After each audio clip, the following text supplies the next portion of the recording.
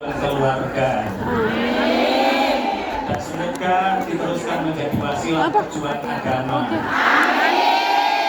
Semoga pertemuan kita pagi ini tidak hanya pertemuan di dunia, juga nanti kita akan bersama-sama di surga. Karena di dunia ijma' bainana fil jannah hatta barzakh. Kalau sebagaimana engkau mengumpulkan kami di dunia, semoga engkau mengumpulkan kami di barzakh sampai ke surga. Sahabat pejuang, ada 6 hal yang harus kita persiapkan. Ada 6 hal yang harus kita persiapkan agar hidup kita ini menjadi orang yang sukses dan bahagia, sukses dan barokah. 6 hal. Kami biasa menyebut namanya tobaqoh atau tahapan, atau dalam Al-Quran aqobah. Wa ma adraka mal aqobah. Aqobah itu jalan sempit agar kita meraih sesuatu harus melewati belokan-belokan tertentu.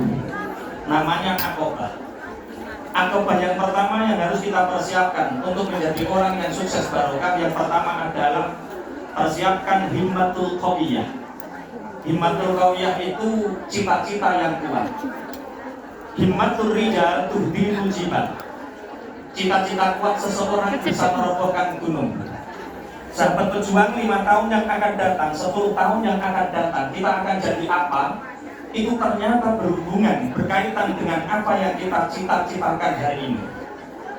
Manusia 40 hari tidak makan, dia bisa bertahan hidup. Manusia 7 hari tidak minum, bisa bertahan hidup. Tapi manusia tidak akan bisa bertahan hidup 1 detik pun, 1 menit pun kalau dia tidak punya cita-cita dan harapan. Panjenengan sedoyo hari ini masih hidup, itu tandanya masih punya cita-cita. Ingin lunasi utane, ingin ngepono kreditane. Karena kemarin saya berbicara dengan beberapa teman yang jadi TKI, ada yang jadi TKW. Kenapa sih orang kok mau jadi TKI, mau jadi TKW? Mereka menjawab alasannya 3 bagian. 1, karena hutang. Ada yang seperti ini? Banyak. 2, karena wirang. Wirang itu malu, mau nikah nggak jadi. Ya. Karena tidak direstui. Wirang. Wirang, utang. Yang ketiga adalah kurang. Kita lihat kemarin, Masya Allah, di Bekasi ada 25.000 orang berkumpul untuk mencari pekerjaan, sedangkan keluarganya dalam keadaan kurang.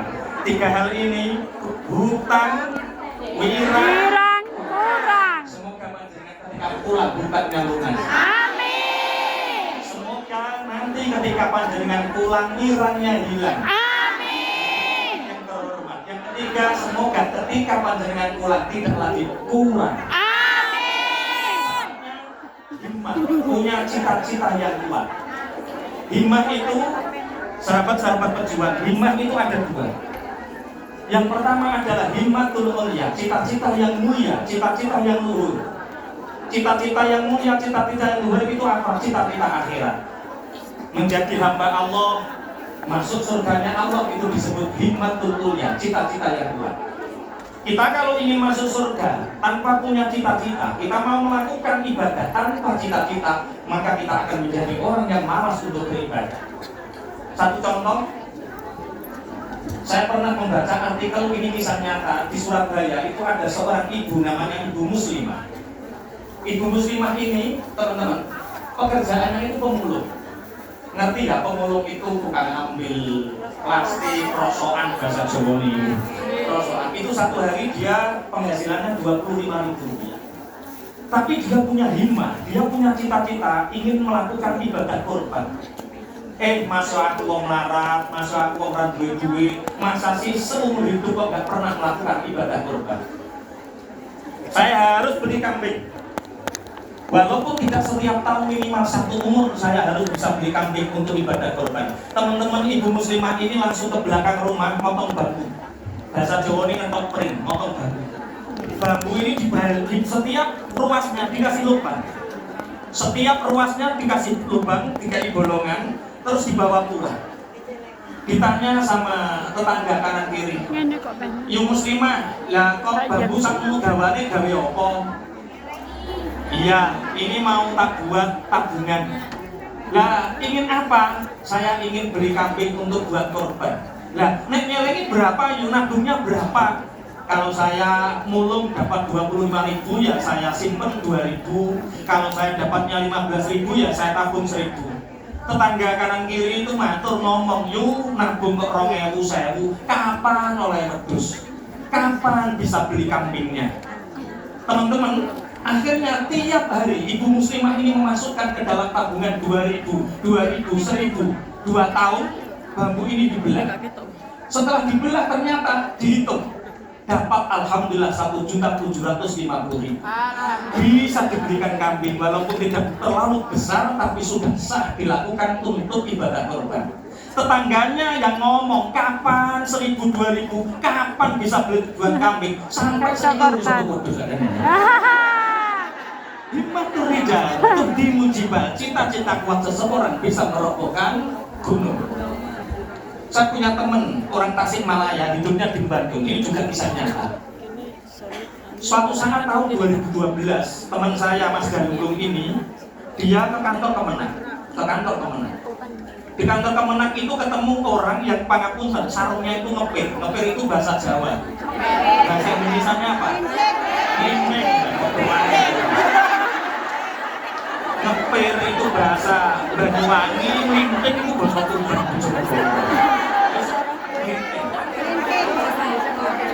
Kopiahnya ini agak merah. Mas Galunggung ini tanya, "Bapak namanya siapa?" "Saya Bambang, Mas. Saya Galunggung." "Bapak kok di kantor Kemenang ini ngapain?" Pak Mas Galunggung, saya ini daftar haji." "Loh, Pak Bambang di kantor Kemenang daftar haji?" "Iya, Mas." "Pekerjaan Pak Bambang apa?" "Saya tukang becak, Mas." "Bagaimana mungkin Bapak tukang becak bisa daftar haji?" Ini tahun 2012. "Mas, 14 tahun Mas, hati ini sudah terpikat, sudah rindu ingin ke Baitullah. 14 tahun Mas, saya ini kangen sama Baitullah, sama Ka'bah. Saya ingin segera menyempurnakan iman saya, Islam saya. Saya nabung, Mas. Kalau saya becak dapat 50.000, saya tabung 10.000. Kalau saya becak dapat 30.000, saya nabung 5.000. 14 tahun Mas, tabungan ini saya buka, ternyata dapat 20 juta. Alhamdulillah, ini dapat 1 porsi untuk naik haji. Tapi ini nanti pelunasannya bagaimana saya juga nggak tahu, Mas. Mas Galunggung karena tersentuh mengatakan, "Pak Bambang jangan khawatir, untuk pelunasan saya yang tanggung jawab, hari ini saya lunasi." Himmatul rijal tuhdi mujibal, cita-cita kuat seseorang bisa merobohkan gunung. Sahabat-sahabat pejuang, tahun 2009 pondok saya itu kedatangan tamu istimewa. Siapa? 3 anak tunanetra yang jalan itu runtung-runtung. Runtung-runtung itu bahasa Jawa, bahasa Indonesia apa? Bergandengan itu ini. Runtung-runtung itu bergandengan, yang satu depan, belakang itu runtung-runtung. Apa? Berbaris itu kan tidak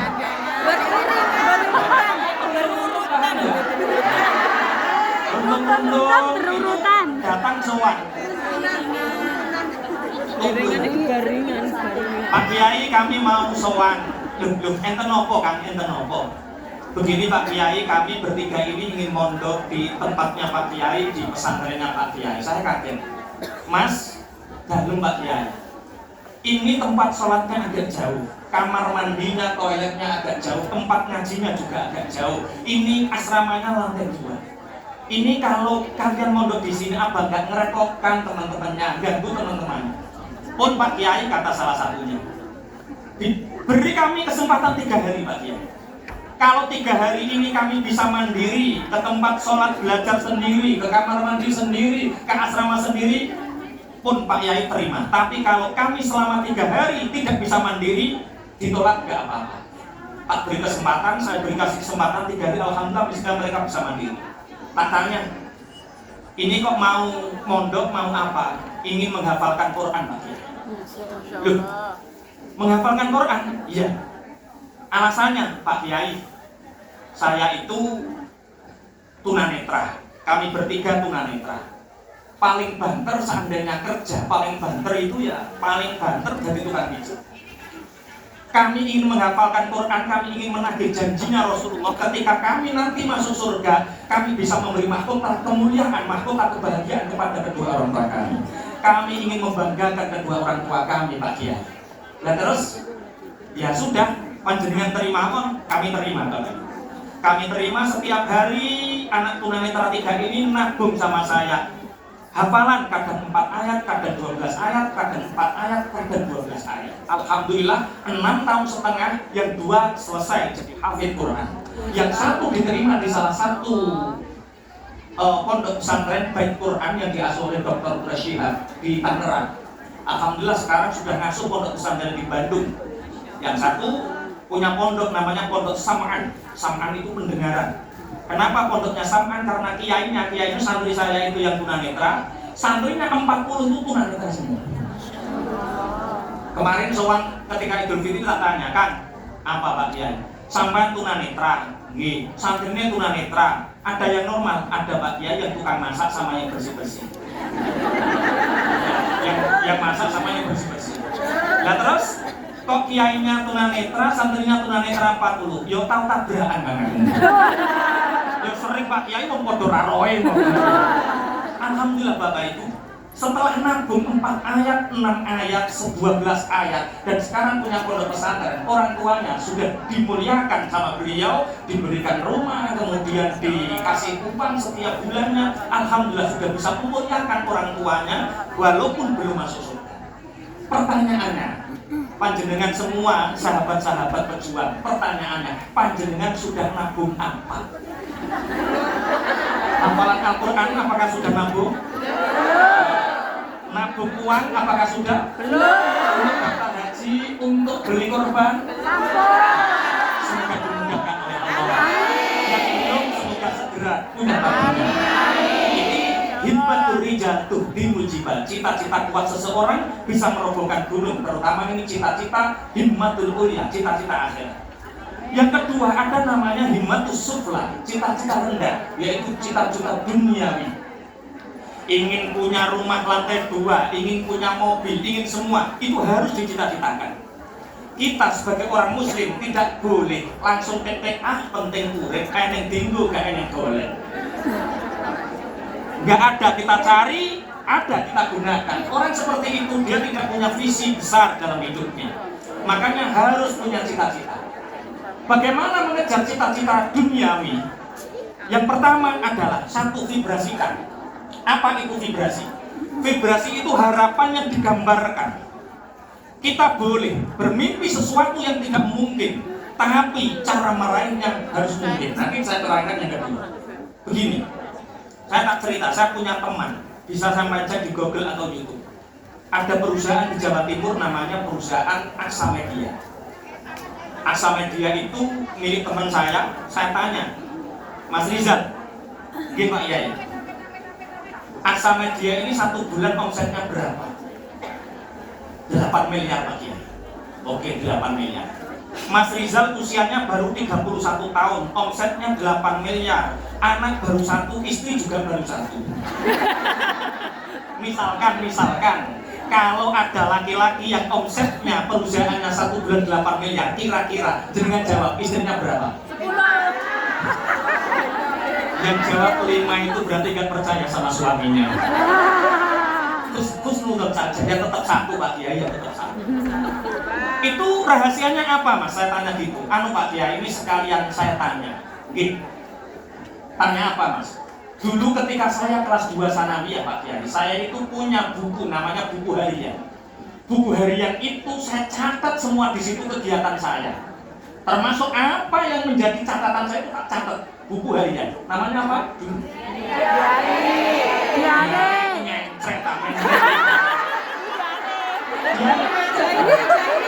Buku harian itu saja. Di buku harian itu Pak Kiai, saya catat. Dicatat apa? Lulus sanawiyah saya akan sekolah aliyah di Malang sambil mondok.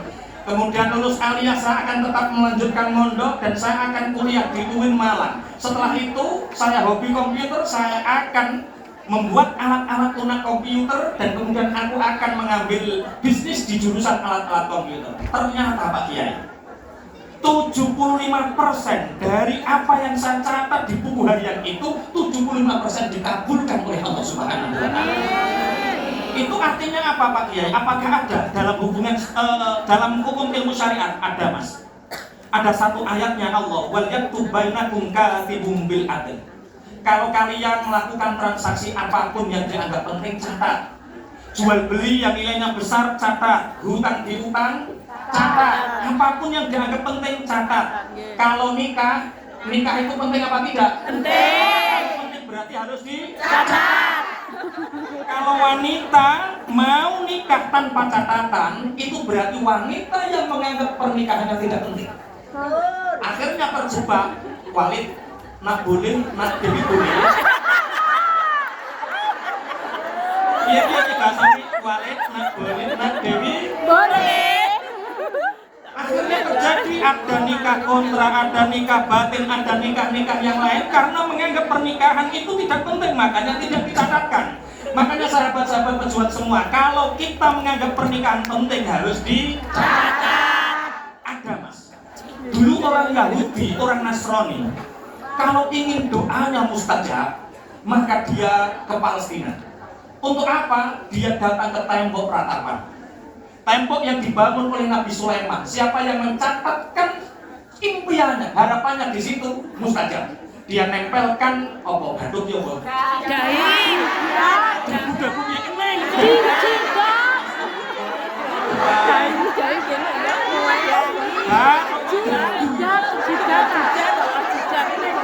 Jika. Jidat batu ini ditempel di tembok ratapan, kemudian tulis, maka mustajab. Teman-teman, sahabat-sahabat semua, hari ini kita punya tembok ratapan modern. Hari ini kita punya tembok ratapan gaya baru. Apa namanya? Status WA dan status Facebook. Apa yang panjenengan catat di situ itu akan mudah mustajabnya. Kalau teman-teman nyatet di status WA, cocokin tombol bujuk. Maka 5 tahun yang akan datang, 10 tahun yang akan yang terjadi itu ya urusan ribet karo tombol. Maka tulislah yang baik-baik, buat status yang baik-baik. Itu akan menjadi kenyataan. Itu namanya vibrasi. Betul. Catatkan, itu namanya vibrasi. Ini tidak mamer ya, saya tak cerita malam pertama saya, boleh nggak?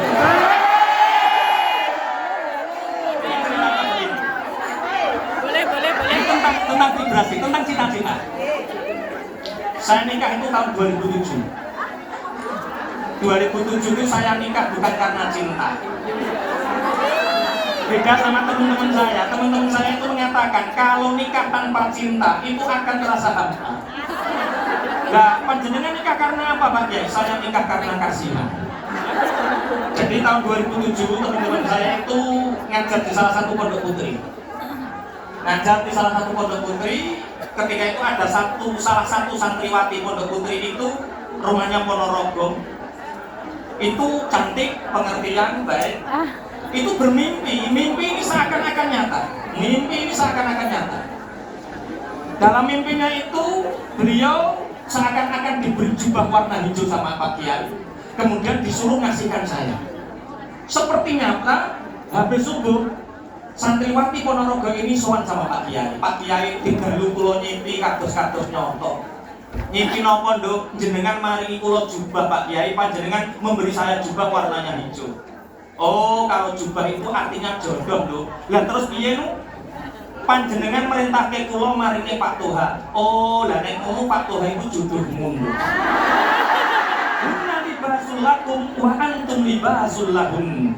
Suami itu pakaian bagi istri, istri itu pakaian bagi suami. Berarti Pak Toha itu jodoh mundur. Dan mumpung ini liburan, segera ke Bojonegoro, ceritakan mimpimu, mintalah untuk dilamar. Teman-teman, betul liburan datang, cerita mimpinya diceritakan, Pak tolong estu kula itu jenengan lamar. Saya kan kasihan. Ada wanita cantik, Baik, ingin dilamar saya kan kasihan, akhirnya ya tak nikah gitu. Nah ini setelah kopi itu nikah wa tazwija, ini malam pertamanya. Malam pertama jam 7:30 malam.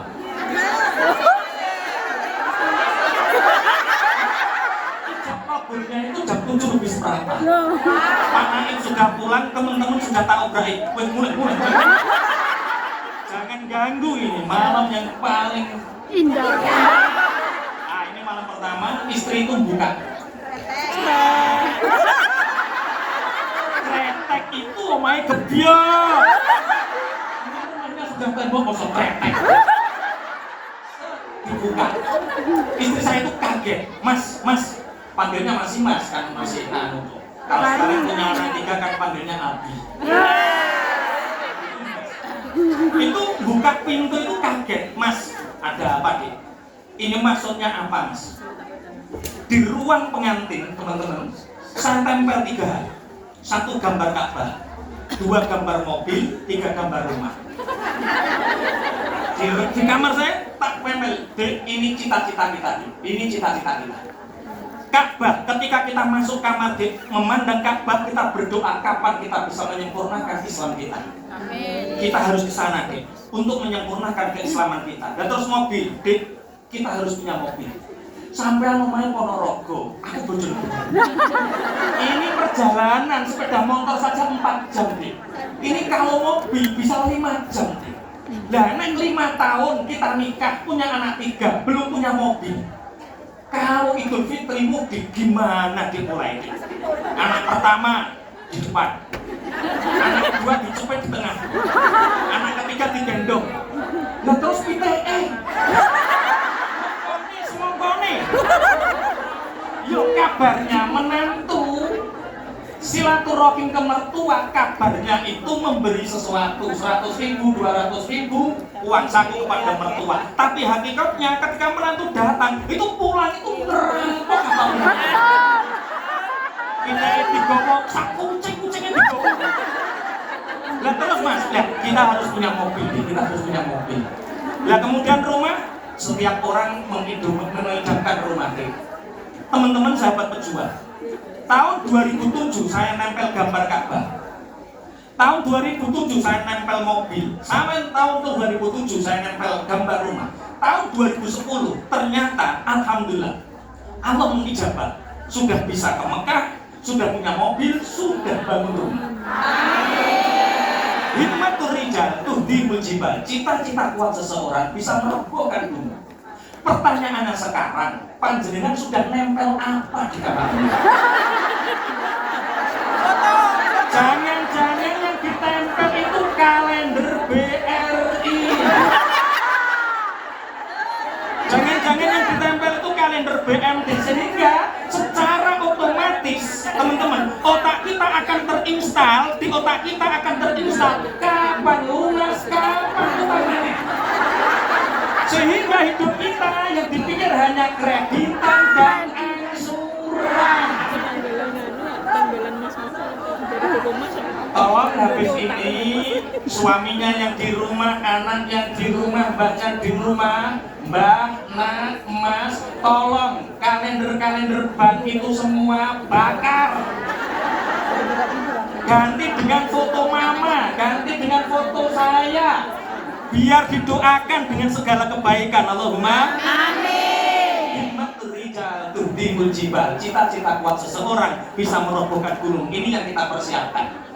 Jadi yang ikut nanti, pangapunten, ini ada beberapa sesi, ini akan terus berlanjut. Yang ikut nanti tolong harus punya gambaran apa yang saya tempel nanti di kamar saya, apa yang dilihat suami ketika di rumah, apa yang saya lihat ketika di kamar saya. Dan ini akan menjadi cita-cita kita, harapan kita. Allahumma amin.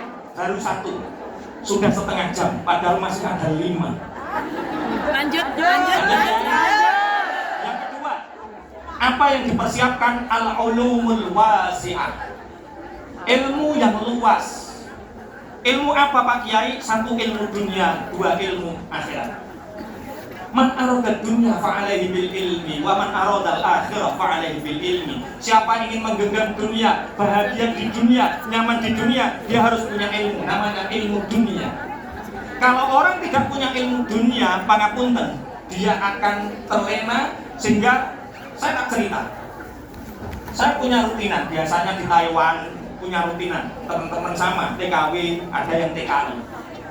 Itu rata-rata ngeluhnya seperti ini, Pak Kiai, saya kerja di Taiwan sudah 10 tahun, 15 tahun, tapi ketika pulang saya nggak punya apa-apa. Apa yang terjadi teman-teman?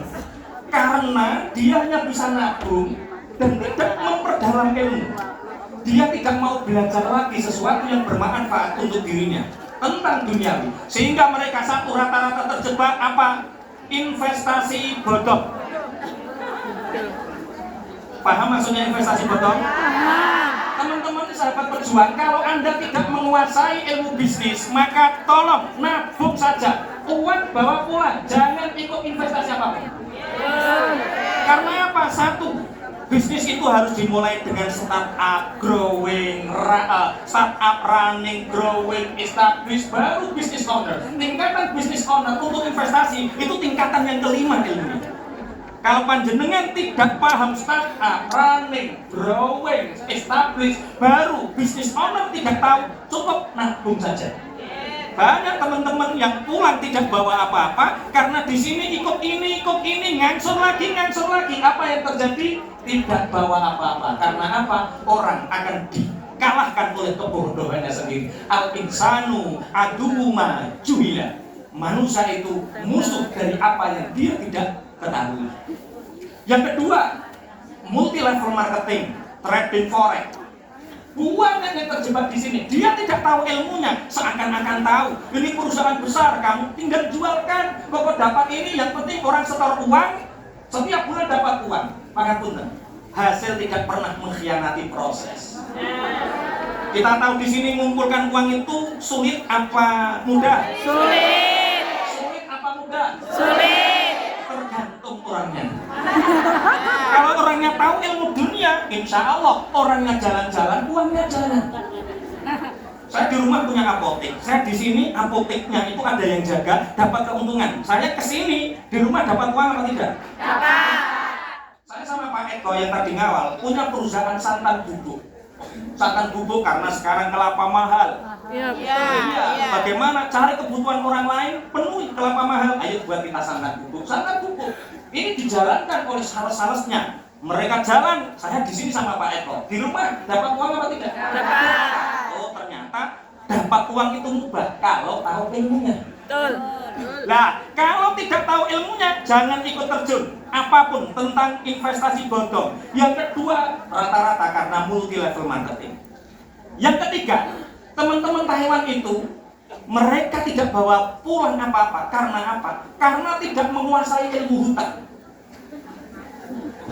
Ono konco akrab, namanya Besti.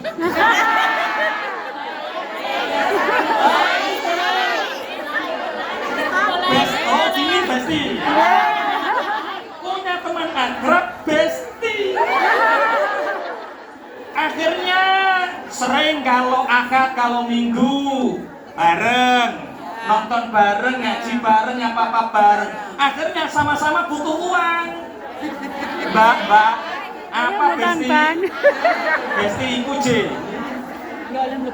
Ini uang Anda enggak ya? Saya mau pinjam lah, kebetulan saya juga ngaku. Lah terus, ayo sama-sama pinjam. Lah kebutuhanmu berapa? Ini suami itu mau bangun rumah kurang 50 juta. Ya sudah, saya juga butuh 50 juta. Lah terus, hutang salah satu di antara mereka paspornya dibuat jaminan. Setelah paspornya dibuat jaminan, dapat hutang 100 juta. Yang 50 buat temennya, yang 50 buat temennya. Kemudian di tengah jalan, perjanjiannya 5 bulan, 6 bulan, yang ngangsur satu bestinya. Sebelum 7 bulan, bestinya. Akhirnya setahun gajinya habis untuk nyauri Utang. terus nelpon Pak Kiai, tolong solusinya Pak Kiai, saya nggak nyangka teman dekat sejarah Ajar. akan gani Mbak. Apa Pak Kiai, seumur hidup saya nggak pernah ditipu orang lain. Yang nipu saya itu orang-orang dekat saya semua. Malah sing dekat. Senasib Pak Kiai, senasib kita. Tandanya orang yang ingin dijadikan kaya oleh Allah itu biasanya ditipu orang. Di sini ada yang pernah ditipu temannya? Pernah. Yang pernah ditipu temannya angkat tangan. Ikhlaskan, ikhlaskan. Betul. Itu tanda. Itu Betul. sinyal panjenengan akan diberi kekayaan yang melimpah. Syaratnya ikhlas. Kalau sing bantah nih Pak Yai, aku yo ikhlas, tapi aku iso lali.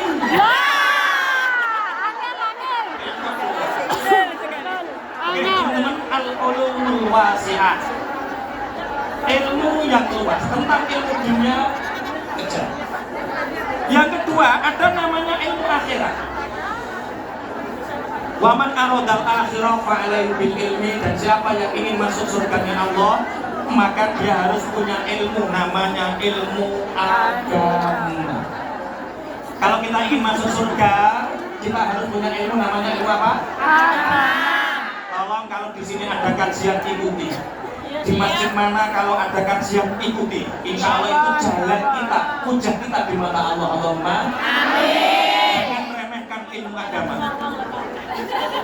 Saya punya cerita, ini orang Bojonegoro asli. Ceritanya begini, dia itu dari kecil sekolah. Sekolahnya bener teman-teman, bagus sekolahnya. Sekolahnya di sekolah favorit, mulai SD, SMP, SMA. Tapi dia meremehkan ngaji. Dia meremehkan ngaji, nggak ke musola, hanya sholat, nggak ke TPI, nggak ke madrasah diniyah. Dia pokoknya sekolah sampai kuliah di Jakarta. Dia sholat. Jadi orang baik juga pernah mabuk, juga pernah pacaran, juga pernah maling. Karena apa? Ya orang tuanya baik, lingkungannya baik, teman-temannya baik, kerabatnya baik, sehingga anak ini tetap jadi anak baik. Ya sholat, tapi pangapunten tidak bisa ngaji.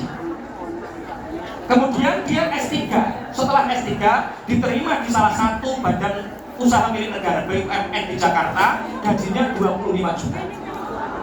Teman-teman sahabat semua, pangapunten, seandainya panjenengan punya anak gadis, punya anak perawan, dilamar oleh seorang pemuda, gajinya 25 juta, tapi dia tidak ngaji, dia tidak bisa baca Quran, kira-kira lamaran ini diterima atau ditolak?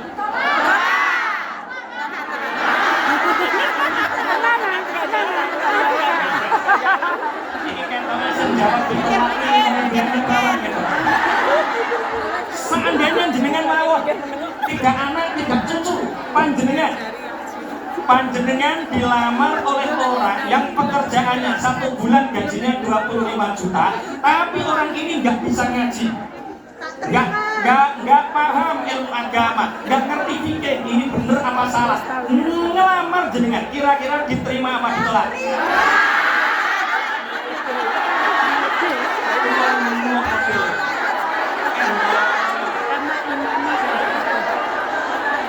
Panjenengan pangapunten, kalau nerima suami itu ditanya ngajinya di mana atau kerjanya di mana? Ngajinya di mana? Kerja. Kalian tak terang. Udah nggak ceramah malah ngajinya. Sama. Dia gajinya 25 juta pulang, teman-teman. Pulang ke Bojonegoro ketika mungkin bulan Ramadan, jalan-jalan di pasar.